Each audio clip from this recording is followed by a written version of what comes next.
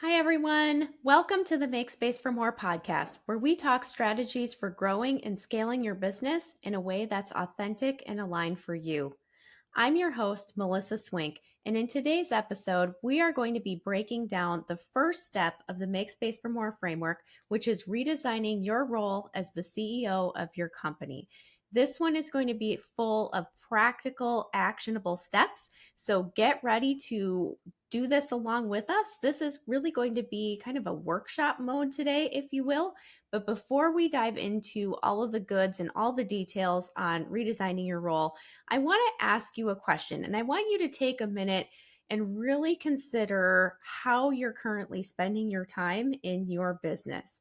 So think about this. Approximately what percentage of your time is spent on busy work? When you think about the course of your work week, and I don't know if you're working 20 hours, if you're working 40 hours or 60 hours, 100 hours, how much of that time approximately are you spending on busy work? And when I mean busy work, I mean, how often do you get to the end of a day where you're like, I don't even know what I accomplished? Like today just flew by. I've been running around, putting out fires, responding to emails, meeting with clients, and doing all these things. But how much of your time can you think have you spent on actually working on the big picture, big growth items in your business? Or are you just kind of running around and managing the day to day? That would be considered working in your business versus on it. So when you think about that percentage of your time, is it 50-50? Like, do you feel like you have a pretty good divide between working on some of the big picture goals and projects that you have for your business? Maybe you're developing a new course, or you're going to be launching a new product or something, and you're working on that diligently.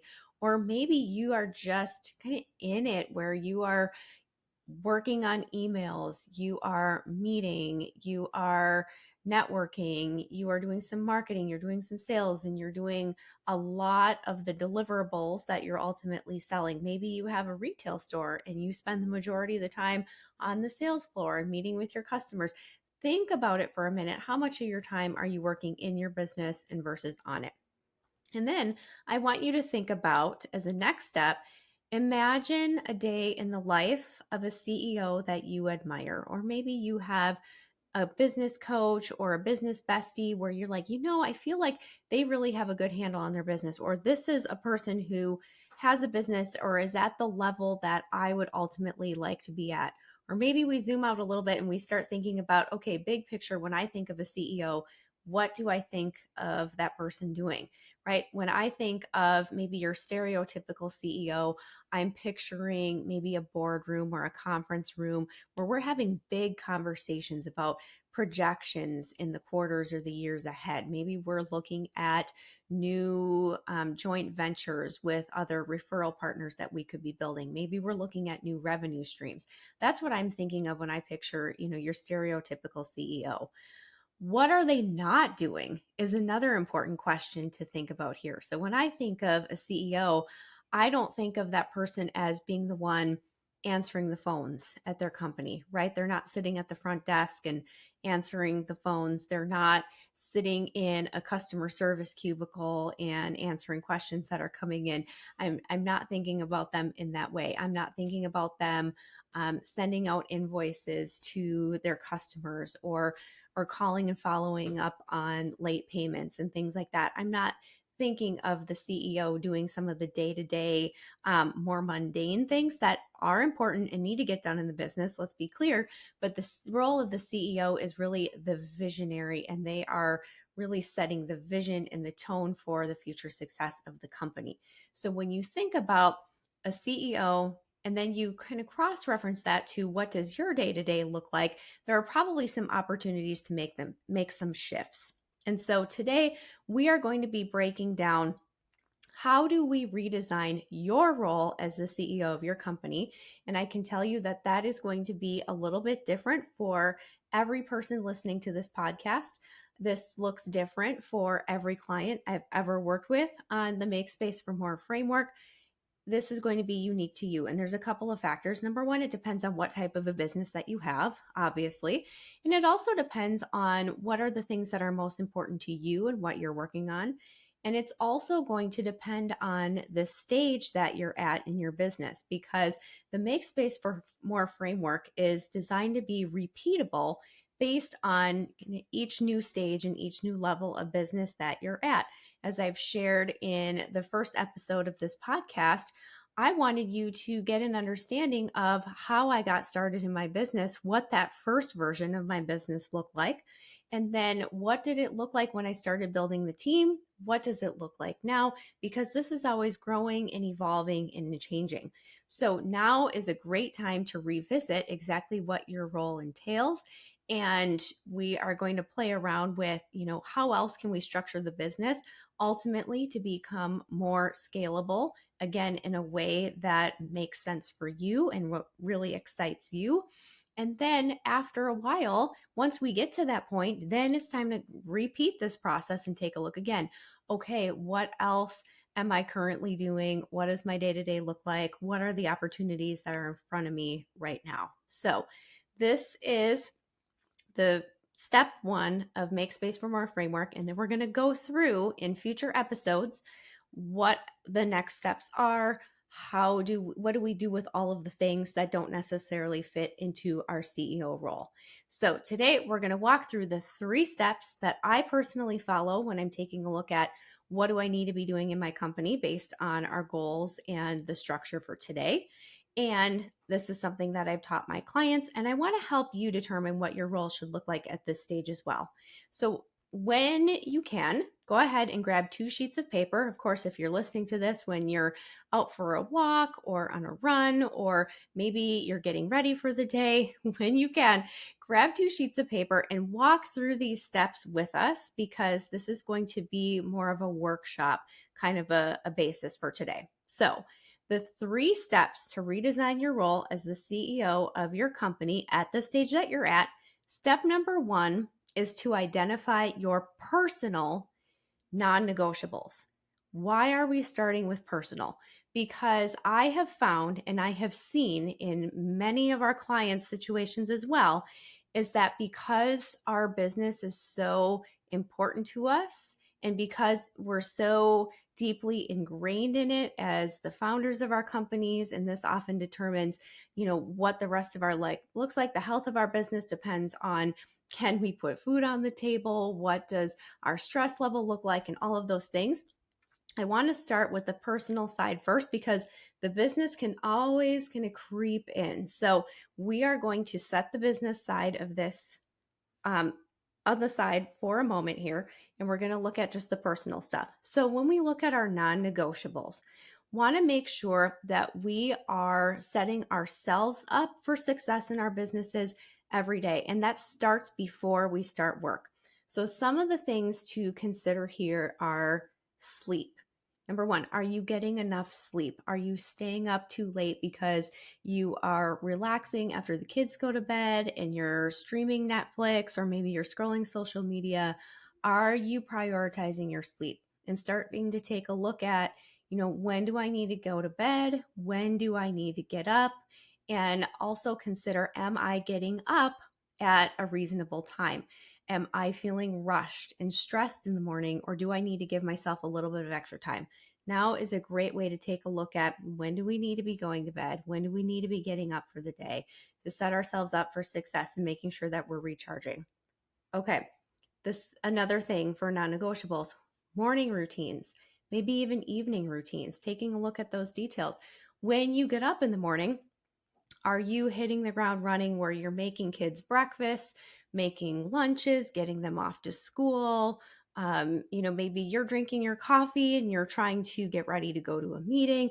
What do your mornings look like? Are you giving yourself time to wake up? Maybe you're taking some time to do some prayer, meditation, maybe journaling. Maybe you're doing some exercising in the morning.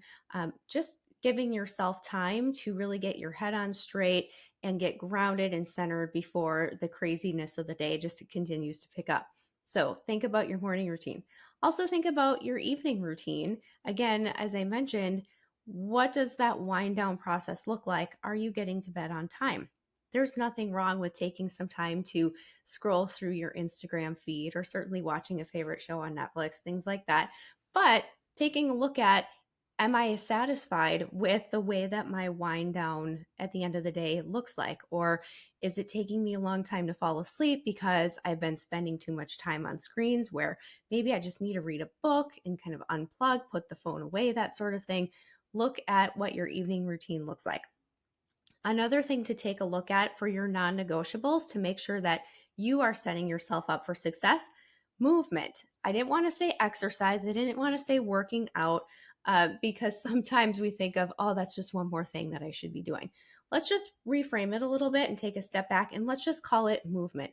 Are you moving your body every day? I know for me personally, I spend a lot of time working with my team remotely, meeting with clients, directing projects, delivering workshops and events and things. And I spend a lot of time sitting in front of a computer. So I know that in order for me to feel good, I need to make sure that I am working out each day, getting walks in. I live in Wisconsin. So, of course, on beautiful sunny days, I want to make sure that I'm getting outside and getting some fresh air and some vitamin D. Prioritizing those things, very, very important. Other things to think about here that might not be so obvious: time for hobbies and personal interests. As one thing that I personally enjoy, I am involved in a book club. We've been meeting since 2021, and that's something that I enjoy. That's something that I prioritize, and it's on my calendar. Every month we have our book club meetup, and of course, I'm reading and preparing for that ahead of time as well. Travel. I have somebody on my team who loves travel. It's something she talks about frequently. It's where she is regularly saving and setting aside money to go on trips on a regular basis. Making sure that you are putting time on your calendar and blocking time for that. That's really, really important. Other things: time with your loved ones, certainly time with, spouse, partner, children, pets. I know plenty of people who don't necessarily have kids, but they have their pets and they have their dogs and they love them and they take them on walks, they take them to the dog park. Making sure that you are blocking time and planning on time for those things that you really, really love. And then what I want you to do when you start making this list, take out that sheet of paper, start making a list. What are my personal non-negotiables? Because we want to make sure, again, that we put some boundaries around the business. And that can look like, what are your start times of the day?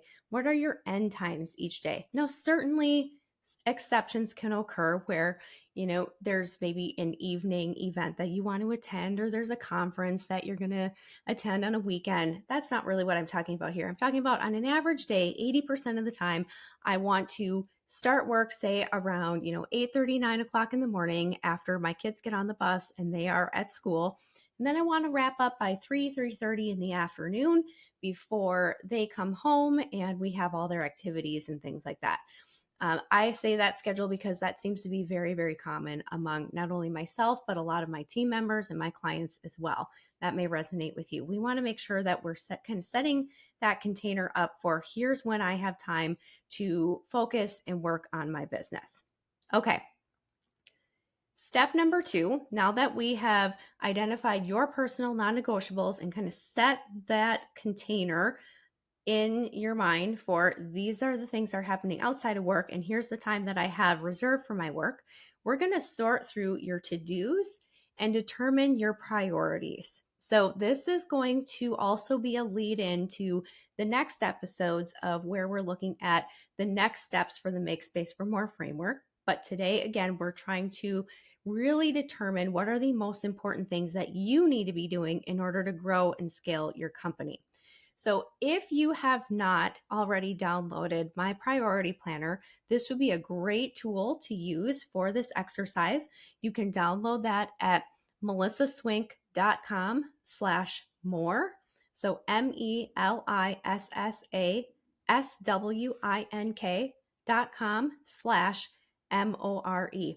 And you'll see that download there for the priority planner. It's a sheet where there's basically 4 quadrants. And even if you don't download that, if you just want to take out, on your sheet of paper that you have in front of you and just kind of divide your sheet into 4 squares, what we want to do is we want to divide up all of your miscellaneous to-dos that you have. I know you probably have a running list, whether it be in a project management system, which is my personal choice, a physical written to-do list, maybe all the things that are kind of scrambling around in your mind. We want to organize the to-dos into these 4 categories. So this is really sorting. If you think about like home organizing, if you've ever seen Tips or Marie Kondo, where it's, we're putting things in these 4 piles, if you will.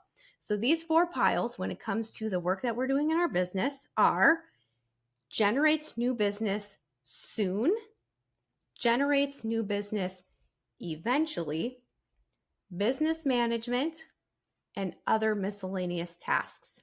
So those are the 4 key areas that we want to separate your to-dos. So let's give a few examples of each. Generates new business soon. This can look like sending a quote to a potential customer. It can look like having a sales call or having a sales meeting. Maybe it is pitching a new potential referral partner, things like that, where these are things that are ultimately going to bring money and revenue into the business sooner rather than later. Generates new business eventually. These are things that maybe look more like marketing. So maybe this is creating a new outreach campaign to potential customers. Maybe this is creating a new course that's going to be launching. These are things that will be bringing money into the business, but not immediately. I would say this is probably something that's maybe a month or more out at this point, give or take, kind of where you're at in that process. Generates new business eventually. And then we have business management. Maybe these are things like paying your vendors. Maybe it is having meetings with your current team members.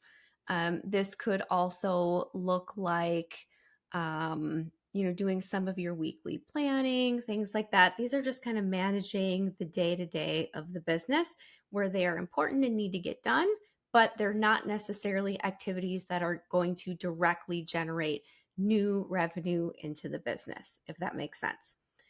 Other miscellaneous tasks. These are things like respond to that email, call so-and-so back, send that information to this person over here, just all the miscellaneous things. And you probably can fill this square, but it's just all those tasks that need to be done.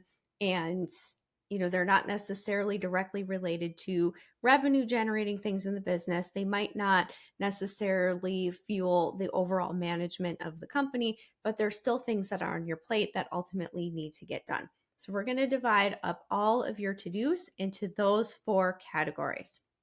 So from there, what we want to do is we want to start to look and identify and prioritize the items that directly impact your business growth and revenue and the items that only you can do. So for example, for me and my company, one of the things that I prioritized is having regular sales conversations with potential clients. Now, I also have a team who helps me put together those quotes and prepare some of those contracts and things. That's happening behind the scenes. And then I am presenting that information to the potential client and then talking to them about next steps. What does it look like to get started with us? And ultimately closing that new business. That is something that is high priority for me. Another example of maybe generates new business eventually or helps boost our overall visibility is, speaking engagements and events. That's something that we do, I would say, about 3 to 4 times per year. That's something that I only can do, and it's important for me, and it helps make an impact, and it helps encourage and it helps build up other entrepreneurs and teach them some of the ways that have been helpful for me for growing my business. Love those opportunities. That's something that is a high priority for me. So just to give you a couple of examples there. Okay. Step number 3 is that we are going to structure your calendar with these priorities in mind. So we're looking at our personal non-negotiables And we're also looking at what are the most important things that we need to be doing in our business.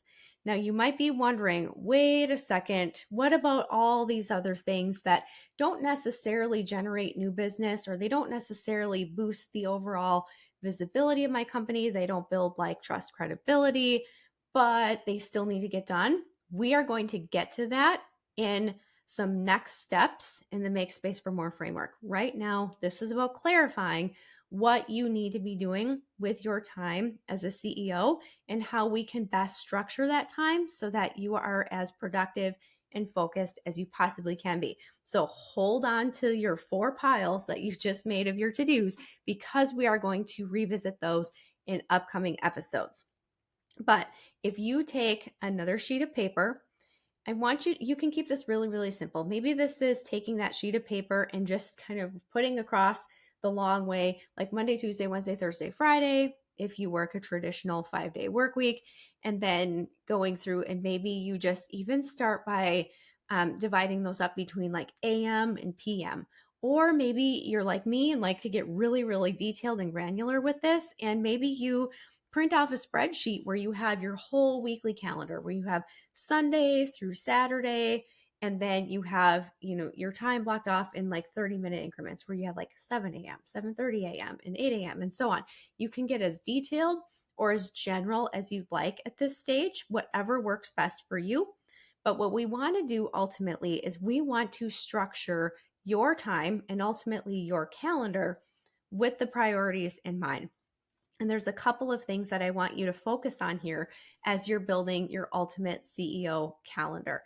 Now that we have a good idea of what are your most important things that you need to be doing, we want to make sure that your calendar and the way that you spend your time supports that, because ultimately the way you spend your time is going to determine your results.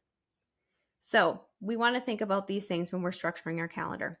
We want to think about what are your highest priorities in your tasks, in your projects. So another word for this is needle movers. A lot of us have been hearing that phrase for many, many years. And, before I had a hard time, like, what are my needle movers? Because everything feels like it's important, or everything feels like it needs to get done. Like, of course, clients, if I sell, a service, I need to deliver that, because if I don't, I'm going to ultimately lose that client. And we could have a whole lot of other negative things happen as a result of that.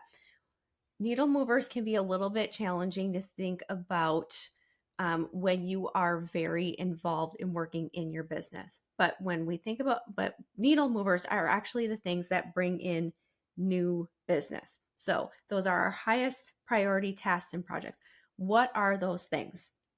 The other thing that we want to take a look at when we are designing what our day-to-day needs to look like is we want to look at designated times for email. And you're like, wait a second, we just went from highest priority items to times that we check our email.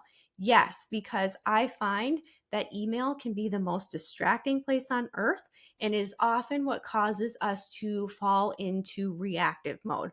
So every time we see a new message pop up, or the phone goes ding, or you go into your email to find the information that so-and-so sent you and you get super distracted, I want to designate certain times of the day to be in email. So for example, I usually log in the morning, and I start off by prepping for my meetings. That's usually the first thing that I do. If I'm being perfectly honest, I want to take a look at who am I meeting with today? What are some of the things that we need to discuss, or what are some of my goals for that conversation? And that's what I do first in order to feel most prepared for my day. The second thing that I'll do is I'll triage my email. I'll log in and take a look and see if there are any questions that need answering, so that I don't ultimately become the bottleneck on somebody else moving forward on something, or what are some urgent things that need to be taken care of right away. And then what I do, and this is a tip, I use an app called Boomerang to pause my inbox. So after I do that quick email triage, I click pause to pause my email, so that even if I have to go in and find something, or even if I need to send some information out to somebody, I'm not getting distracted by the new messages that are coming in. So that is a tip. And then I also check my email.